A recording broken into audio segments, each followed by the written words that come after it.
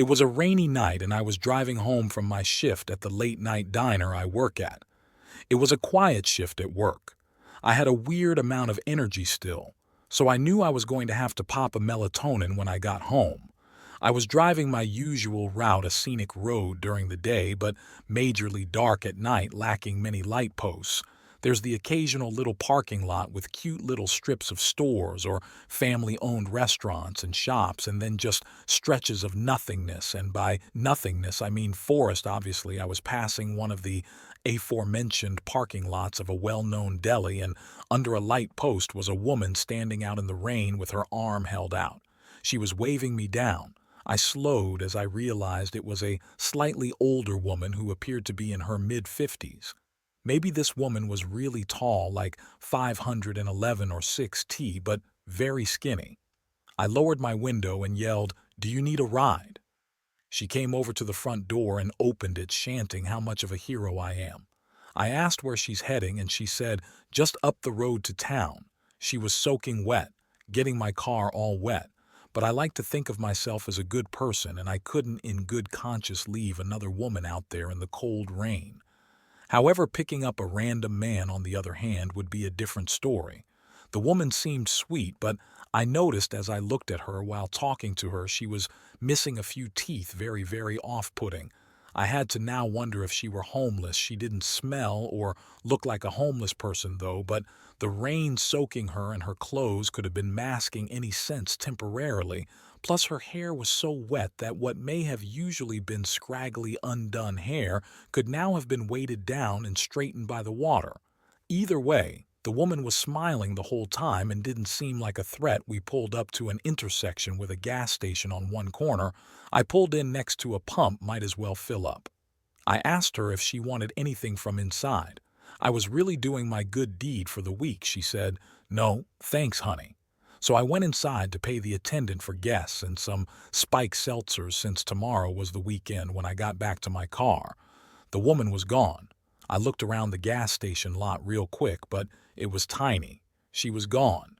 She must have ran off somewhere. I felt slightly bad, feeling like she was some lost, helpless woman.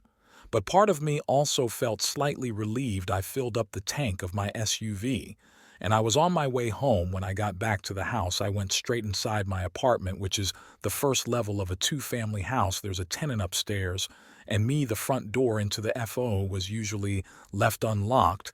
Then the two doors leading to each apartment were locked. I let myself in out of the rain and into my apartment. I set the shelters down on the counter. I wasn't that tired yet, so I took a melatonin and tried to go to bed even with the melatonin. Though I was having a hard time sleeping that night, my mind was kind of going wild with thoughts, a lot of thinking about that woman I picked up earlier and what happened to her. At certain points, I heard slight sounds from outside of my bedroom, but I dismissed them as sounds from the upstairs tenant boy. Do I wish I was more suspicious before falling asleep? I woke up in my dark bedroom, something that usually would never happen when I take a melatonin. I usually sleep like a baby through the night. I sat up feeling drowsy, feeling really thirsty too. I reached over the table next to my bed for my water, and then I saw and heard something across the room from me. I saw someone crouched in the corner of my bedroom behind a clothing dresser with their legs folded. I had to be hallucinating it. I shook my head violently and made weird noises. I even slapped myself in the face, and now whoever was in the corner stood up and walked out of the room. I didn't scream. I didn't say a word. I sat in my bed in literal shock, the part that had me questioning my sanity for a bit. After the figure was gone was that there wasn't a single sound from outside the room after this. No footsteps.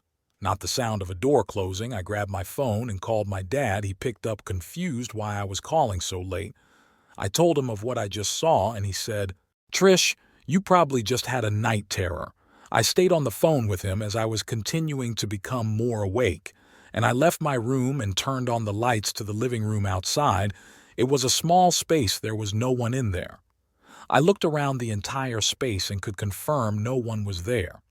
I started to believe that maybe I did just hallucinate it, but still, I slept with the bedroom door locked that night. When I woke up in the morning, I drank some coffee and got dressed for the gym. I went to open the door to the foyer and realized it was already unlocked. My heart sank last night. What I saw was it real. I did another look around the apartment, confirming no one was inside. I went out to my car and opened the back door to put my gym bag in the back seat, and that's when I noticed the damp yellow-brownish stains all over the floor in the back, and my blanket that I always had back there was gone. I wanted to cry or scream. I figured it out. That woman snuck into the back seat last night when I was in the gas station. She either somehow unlocked the door to my apartment or I mistakenly left it unlocked. I called my dad again, frantically asking him what to do. He said check and make sure nothing was stolen, and if nothing was, then calling the police really wouldn't do anything. I checked the house and didn't find anything to be missing, just my blanket from the car.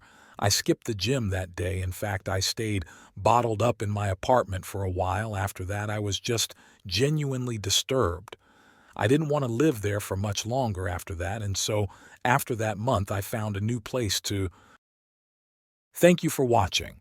We hope you enjoyed our story today. If you liked the video, don't forget to hit the like button and subscribe to the channel to stay updated with our latest videos. Thank you for your continuous support. We appreciate all your comments and encouragement.